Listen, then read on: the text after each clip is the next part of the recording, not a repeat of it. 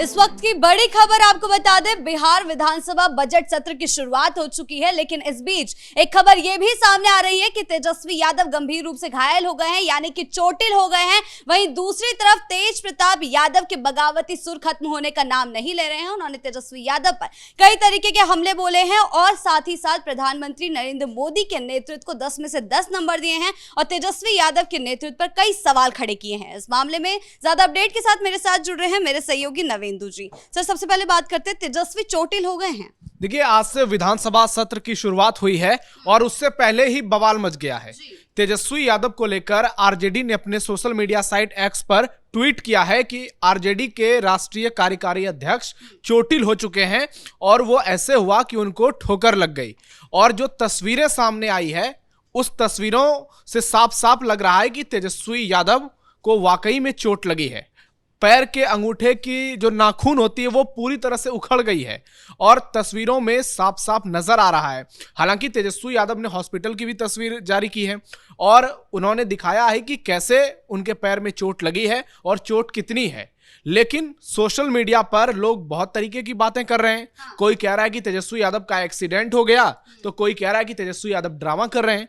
अब देखना यह होगा कि तेजस्वी यादव फिट कब तक होते हैं, क्योंकि विधानसभा सत्र की आज से शुरुआत है और विपक्ष सरकार को घेरने के लिए पूरी प्लानिंग कर रहा था। तो ऐसे में तेजस्वी क्या विधानसभा पहुंचते हैं?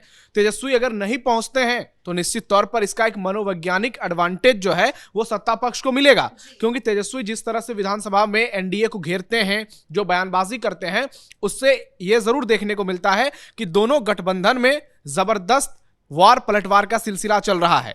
लेकिन तेजस्वी यादव अभी चोटिल हैं। अब आगे की क्या अपडेट होती है यह तो वक्त बताएगा, लेकिन तेजस्वी की चोट बहुत ज्यादा गंभीर भी नहीं है और बहुत ज्यादा कम भी नहीं है। देखना होगा कि उनको उबरने में कितना दिन का वक्त लगता है।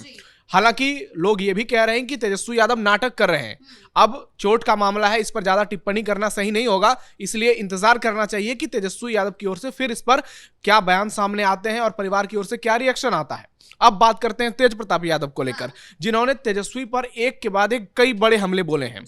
आज देखिए कि तेजस्वी विधानसभा नहीं पहुंच पाएंगे और तेज प्रताप यादव चुनाव हार चुके हैं।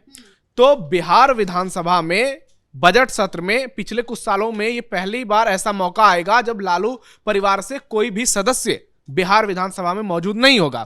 तेज प्रताप यादव के लिए तो कोई स्कोप ही नहीं है। उनके बारे में जो कहा जा रहा था कि बीजेपी में शामिल होंगे, जेडीयू में शामिल होंगे, एमएलसी बनाया जाएगा, मंत्री बनाया जाएगा, अभी तक तो सारी बातें ठंडे बस्ते में चली गई हैं। लेकिन कोशिश तो कर रहे हैं, क्योंकि प्रधानमंत्री नरेंद्र मोदी को 10 में से 10 नंबर देना इसी दिशा की ओर इशारा कर रहा है।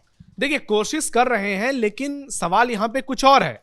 क्या बीजेपी को तेज प्रताप यादव की जरूरत है? अभी क्या बीजेपी उस मोड़ पर पहुंची है जहां उसके लिए तेज प्रताप यादव को अपने पाले में करना एक कहें तो कंफर्ट जोन होगा? क्योंकि बीजेपी खुद ही बहुत ज्यादा मजबूत है और लालू परिवार पर अभी केस चल रहा है, कभी भी घोटाले में फैसला आ सकता है। 9 मार्च से ट्रायल शुरू होना है और उसमें तेज प्रताप यादव भी आरोपी हैं। ऐसे में अगर तेज प्रताप यादव को पार्टी में शामिल कराया जाता है तो हो सकता है इसका एक नेगेटिव इंपैक्ट लोगों के बीच जाए और विपक्ष इसे नैरेटिव बिल्ड करने में हथियार के तौर पर इस्तेमाल करे। क्योंकि जिस तेज प्रताप यादव ने नरेंद्र मोदी के बारे में कहा था कि मोदी की चमड़ी खींच लेंगे, उस तेज प्रताप को क्या पार्टी में लाना इतना आसान है? हालांकि राजनीति में कुछ भी असंभव नहीं है।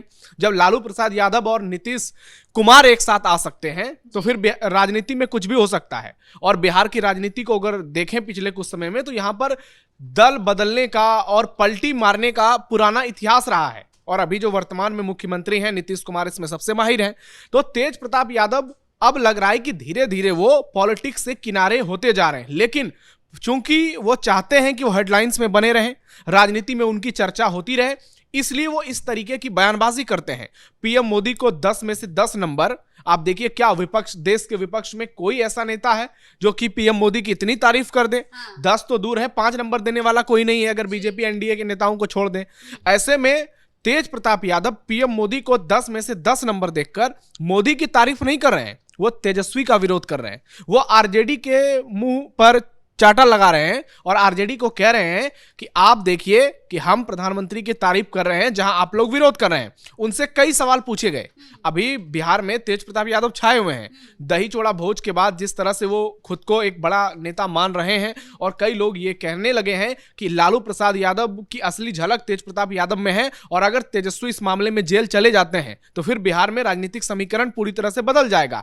तो इस वजह से तेज प्रताप यादव चाह रहे हैं कि जिस तरह से लोगों की गोलबंदी हो अपने पक्ष में किया जाए, ताकि आने वाले समय में अगर कुछ उलटफेर होता है तो इसका सीधा फायदा तेज प्रताप यादव को मिले। आप देखिए उनके बयान, वो कह रहे हैं कि हम पीएम मोदी को इसलिए 10 में से 10 दे रहे हैं क्योंकि वो पूजा पाठ करते हैं। अगर कोई व्यक्ति पूजा पाठ नहीं करता है तो वो अच्छा आदमी नहीं है। अगर मोदी जी पूजा पाठ नहीं करते तो हम उनको 10 में से 10 नंबर नहीं देते। यानी तेज प्रताप यादव का सनातन और हिंदुत्व को लेकर स्टैंड क्लियर हो चुका है और यही राहें उनको पूरी तरह से आरजेडी से जुदा करती हैं। उनका कहना है कि अगर कृष्ण का सम्मान नहीं करेंगे तो पार्टी का हश्र तो यही होगा। आखिर ऐसी बयानबाजी क्यों कर रहे हैं? देखिए, इसकी जाहिर सी बात है कि तेज प्रताप यादव बहुत ज्यादा दुखी हैं। तेजस्वी यादव को बाहर से चोट लगी है और तेज प्रताप को अंदर से चोट लगी है। वो बहुत ज्यादा चोटिल हैं और अभी ठंडी में जितनी हवा चलती है, कहते हैं चोट का जो दर्द होता है वो और ज्यादा होता है। तो वो चोट जो तेज प्रताप यादव को लगी है इसलिए वो परेशान है। और जाहिर सी बात है, परिवार का सबसे बड़ा बेटा जिसका अधिकार परिवार में सबसे ज्यादा होता है, अगर उसके साथ इस तरीके की घटना होती है तो निश्चित तौर पर दिल दुखाएगा। क्योंकि ऐसा तो नहीं है कि तेज प्रताप यादव परिवार के खिलाफ उन्होंने पहले बगावत किया, पहले उनको परिवार से निकाला गया, उनके साथ वो कुछ हुआ जिसकी कल्पना किसी ने नहीं की और ये सब किसने किया? उनके भाई ने। और इसलिए वो कह रहे हैं कि बड़े भाई होने के नाते मैं आशीर्वाद के अलावा और कुछ नहीं दे सकता और बार बार जयचंदों पर हमले कर रहे हैं। तो तेज प्रताप यादव को आप देख लीजिए कि उनकी राजनीति किस ओर जाती दिख रही है। लग रहा है कि उनको बीजेपी में शामिल होने की जरूरत पड़ेगी ही नहीं। लोगों ने मान लिया है कि वो बीजेपी से ही हो गए हैं लगभग। उन्होंने धीरेन्द्र कृष्ण शास्त्री को लेकर बड़ा बयान दिया, अखिलेश यादव पर हमले किए। जिस अखिलेश यादव से तेज प्रताप यादव वीडियो कॉल पर बात करते हैं, जिनका जिक्र उन्होंने सार्वजनिक तौर पर किया, अब अखिलेश यादव को लेकर तेज प्रताप का यह कहना कि अखिलेश यादव के घर में टोटी चोरी होती है, तो इससे आप समझिए कि राजनीति का लेवल कहां पहुंच गया है। जो अखिलेश यादव लालू प्रसाद यादव के परिवार को अपना मानते हैं, और यह संबंध आज का नहीं है। मुलायम सिंह यादव और लालू यादव की राजनीति को अगर आप गौर से देखें तो दोनों की बहुत ही जबरदस्त दोस्ती रही है। संसद में भी दोनों साथ बैठते रहे हैं और एक दोनों का जो बिहार से लेकर यूपी तक कब्जा पॉलिटिक्स चला, उत्तर प्रदेश में मुलायम सिंह यादव का दबदबा और बिहार में लालू प्रसाद यादव का, उसी राजनीति को आगे बढ़ाने की कोशिश की गई तेजस्वी यादव के द्वारा। और इसलिए अखिलेश यादव को बिहार के चुनाव में प्रचार करने के लिए बुलाया गया। अखिलेश यादव ने जबरदस्त प्रचार भी किया, लेकिन ज्यादा सीटों पर वो प्रचार करने गए, वहां पार्टी हारी गई। लेकिन बार बार तेज प्रताप यादव का हमला करना यह बताता है कि तेज प्रताप यादव अब लालू परिवार के किसी भी व्यक्ति को छोड़ने के मूड में नहीं और है। सिर्फ हमला ही नहीं किया है, तेज प्रताप यादव ने तारीफ भी करी है। लेकिन तारीफ करी है विजय सिन्हा की, सम्राट चौधरी की, नीतीश कुमार की, प्रधानमंत्री मोदी की। तो आखिर वो क्या रच रहे हैं, अब क्या चाल चलने की कोशिश कर रहे हैं? देखिए, विजय कुमार सिन्हा को उन्होंने दही चूड़ा भोज में बुलाया था, उनके घर पर गए थे, बीजेपी के तमाम नेताओं को काट दिया था, एनडीए के सभी बड़े नेताओं को काट दिया था। उसी वक्त लोगों के मन में यह सवाल उठने लगा था, तेज प्रताप यादव के इस दही चूड़ा भोज का आयोजन कहीं बीजेपी तो नहीं करवा रही है, जिसमें खुद बिहार के राज्यपाल पहुंच रहे हैं। हालांकि लालू यादव के पहुंचने के बाद उस समय बहुत सारी बातें क्लियर हुई थी। लोगों ने कहा कि शायद अब तेज प्रताप की वापसी हो सकती है परिवार में, लेकिन उसके कुछ ही दिन बाद तेजस्वी को राष्ट्रीय कार्यकारी अध्यक्ष बना दिया गया।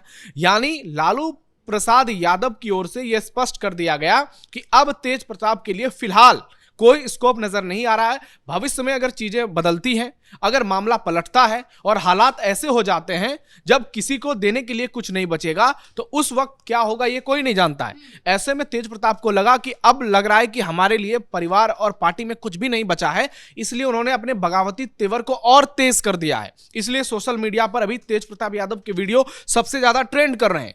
ऐसे में अब यहां से विधानसभा सत्र अभी 27 फरवरी तक चलेगा, उस बीच में तेजस्वी आएंगे। देखना यह होगा कि तेजस्वी यादव क्या बीजेपी पर हमले करते हैं, जेडीयू पर हमले करते हैं, क्योंकि उन्होंने जिस तरह की राजनीति अपनाई हुई है पिछले कुछ समय से, कुछ बोलने से बच रहे हैं, कह रहे हैं कि हमें 100 दिन चाहिए। अगर आप राजनीति में अपनी सक्रियता को इस तरह से कमजोर करेंगे तो सवाल आप पर लोग उठाएंगे। दूसरी ओर तेज प्रताप यादव जब सदन में होते थे तो सदन का माहौल कुछ और होता था, दोनों भाई मिलकर एनडीए को घेरते थे। अब तेज प्रताप यादव भी नहीं होंगे। अब जो भी बयानबाजी होगी वो सदन से बाहर की होगी। तो इसलिए अब राजनीति जो है पूरी तरह से बदलने लगी है। तेज प्रताप यादव बहुत ज्यादा ही हमलावर हो गए हैं परिवार पर।